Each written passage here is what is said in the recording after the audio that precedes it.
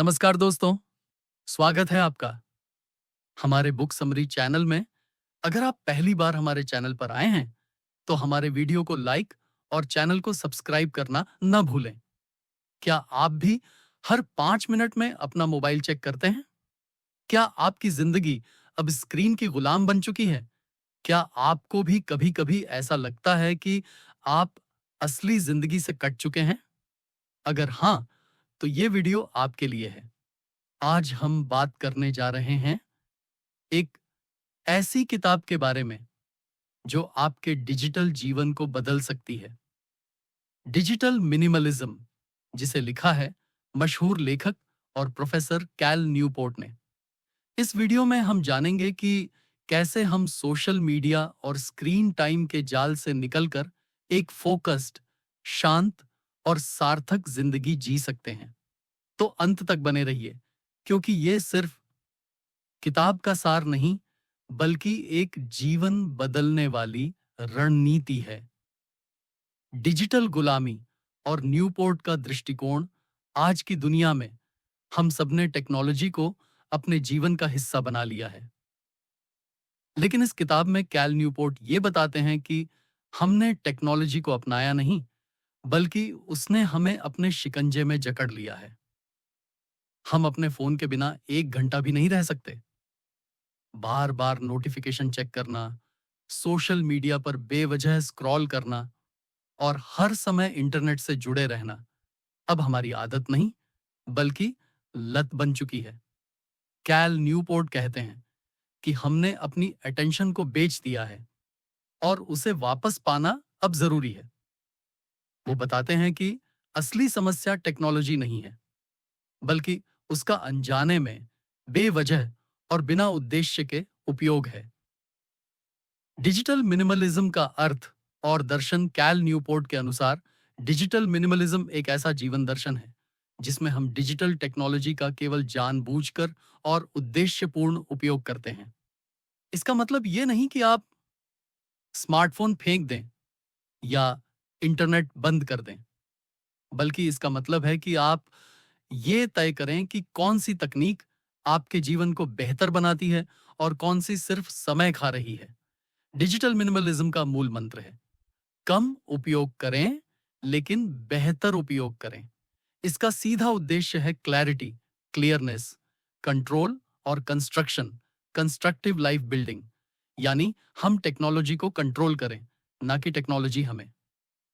Digital declutter, 30 दिन की क्रांति न्यूपोर्ट एक बेहद कारगर तकनीक सुझाते हैं जिसे वो कहते हैं डिजिटल डीक्लटर। यह एक 30 दिनों का प्रयोग है जिसमें आप सारे गैर जरूरी डिजिटल उपकरणों और ऐप्स को बंद कर देते हैं। इस दौरान आप सोचते हैं कि असल में क्या जरूरी है और क्या नहीं। ये आपके ध्यान, भावनात्मक शांति और आत्मनिरीक्षण की यात्रा होती है। 30 दिन के बाद आप केवल उन्हीं तकनीकों को वापस लाते हैं जो वाकई आपके जीवन में मूल्य जोड़ती हैं। यह प्रक्रिया केवल डिटॉक्स नहीं है, बल्कि एक मेंटल रिप्रोग्रामिंग है जो आपको फिर से इंसान बनाती है, मशीन नहीं। एकांत और खुद से जुड़ने की कला। कैल न्यूपोर्ट इस किताब में जोर देते हैं कि आज की सबसे बड़ी समस्या है सॉलिट्यूड का अभाव, यानी खुद के साथ समय बिताने की क्षमता का खत्म हो जाना। हम अब कभी अकेले नहीं रहते। जब भी फुर्सत मिलती है, हम फोन निकाल लेते हैं। लेकिन अकेले रहना, खुद से जुड़ना, गहरी सोच करना, यही वो क्षण होते हैं जब आत्मज्ञान, शांति और असली निर्णय जन्म लेते हैं। न्यूपोर्ट बताते हैं कि महान विचारक, वैज्ञानिक और लेखक हमेशा सॉलिट्यूड को अपना साथी मानते थे। अगर हम अपनी सोच को गहरा करना चाहते हैं, तो हमें अकेले रहना सीखना होगा, बिना किसी स्क्रीन के। सोशल मीडिया दवा या जहर। कैल न्यूपोर्ट सोशल मीडिया को एक डबल एज सोर्ड मानते हैं। वो मानते हैं कि यह जरूरी हो सकता है, लेकिन तभी जब इसे सोच समझकर इस्तेमाल किया जाए।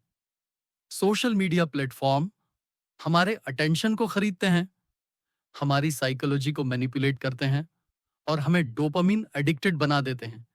इसलिए न्यूपोर्ट सलाह देते हैं कि अगर आप सोशल मीडिया का उपयोग करते हैं तो उसे स्ट्रिक्ट बाउंड्रीज के साथ करें, जैसे कि हफ्ते में एक बार या डेस्कटॉप से सिर्फ एक विशेष समय पर। अनइंस्टॉल करें वो ऐप्स जो आपके जीवन में कोई असली योगदान नहीं दे रहे, क्योंकि ध्यान रखें, अगर कोई चीज मुफ्त है तो आप खुद प्रोडक्ट हैं। टेक्नोलॉजी का उद्देश्यपूर्ण चुनाव किताब का सबसे मजबूत संदेश ये है कि हर व्यक्ति को अपने जीवन के लक्ष्यों के अनुसार टेक्नोलॉजी को चुनना चाहिए, न कि समाज या ट्रेंड्स के अनुसार। क्या यह ऐप आपकी जिंदगी को बेहतर बनाता है? क्या यह आपके रिश्तों को मजबूत करता है? क्या इससे आप अपने लक्ष्यों के करीब पहुंचते हैं? अगर नहीं, तो उस तकनीक को हटाना ही बेहतर है। टेक्नोलॉजी सिर्फ तभी उपयोगी है जब वह आपकी मूलभूत मानवीय जरूरतों को पूरा करती हो, जैसे कि सीखना, कनेक्शन बनाना और निर्माण करना। रिप्लेसमेंट एक्टिविटीज, खाली समय को अर्थपूर्ण बनाएं। जब आप डिजिटल मलबे से निकलते हैं तो एक खालीपन सा महसूस होता है।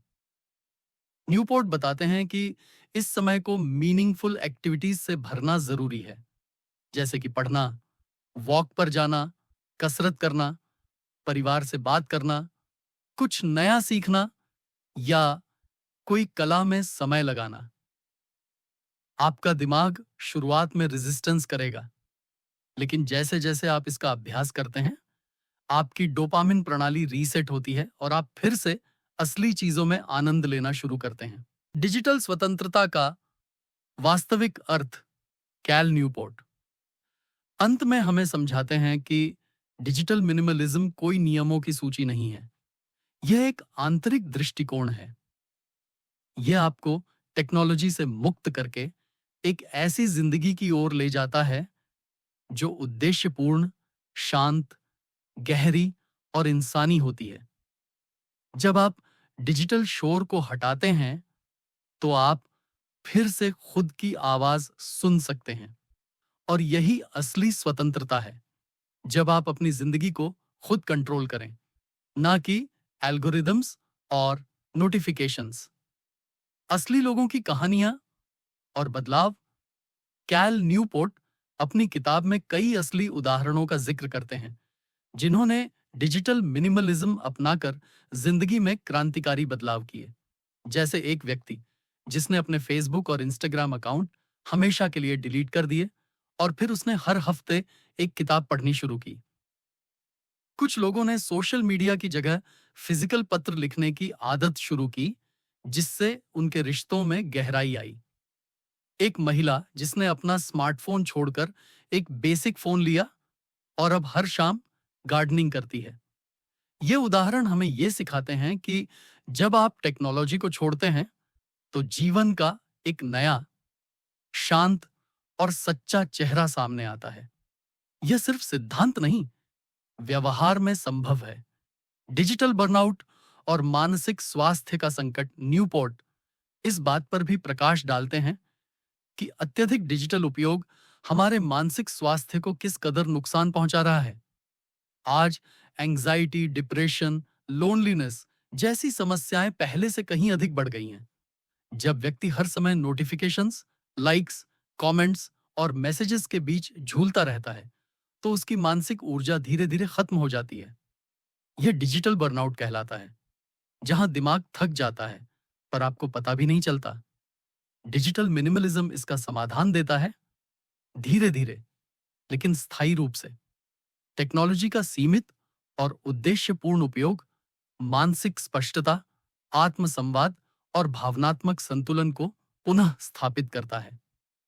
डिजिटल मिनिमलिस्ट के जीवन की दैनिक दिनचर्या, न्यूपोर्ट यह भी बताते हैं कि एक डिजिटल मिनिमलिस्ट व्यक्ति की दिनचर्या कैसी होनी चाहिए।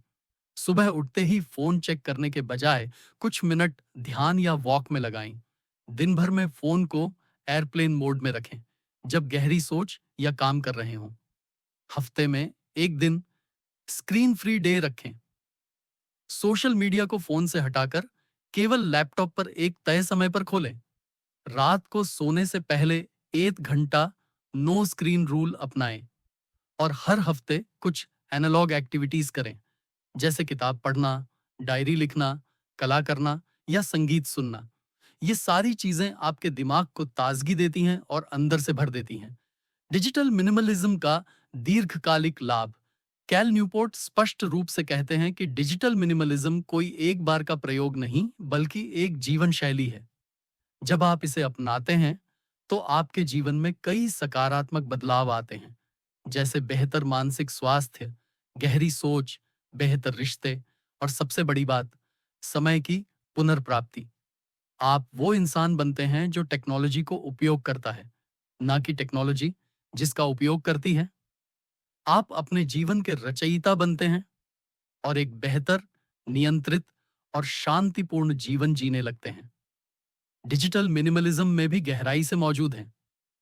डिजिटल मिनिमलिज्म सिर्फ टेक्नोलॉजी को कम करने की बात नहीं करता, बल्कि ये भी बताता है कि आप उस बचे हुए समय और ध्यान का क्या करें।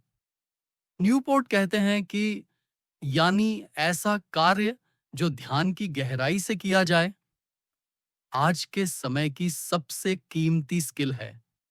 लेकिन हम यह तब तक नहीं कर सकते जब तक हम टेक्नोलॉजी से थोड़ी दूरी ना बनाएं। डिजिटल मिनिमलिज्म वह जमीन तैयार करता है। अगर आप प्रोडक्टिव बनना चाहते हैं, तो आपको अपने डिजिटल व्यवहार को दोबारा डिजाइन करना होगा, ताकि आप शैलो टास्क्स की जगह फोकस वाले कार्य कर सकें। तो दोस्तों, डिजिटल मिनिमलिज्म सिर्फ एक किताब नहीं है, यह आज की सबसे जरूरी जीवन रणनीति है। अगर आप चाहते हैं कि आपकी जिंदगी गहरी हो, उद्देश्यपूर्ण हो और आप खुद के मालिक बने, तो कैल न्यूपोर्ट की ये सीखें आज से ही अपनाना शुरू करें। क्योंकि टेक्नोलॉजी का असली मकसद आपको ताकत देना है, ना कि गुलाम बनाना। अगर ये वीडियो आपके दिल को छू गया हो, तो लाइक करें, शेयर करें और इस चैनल को जरूर सब्सक्राइब करें। और याद रखें, जिंदगी मोबाइल के अंदर नहीं, बल्कि आपके हाथों में है। मिलते हैं अगले वीडियो में। तब तक के लिए खुद पर ध्यान दीजिए और डिजिटल दुनिया से थोड़ा बाहर आइए।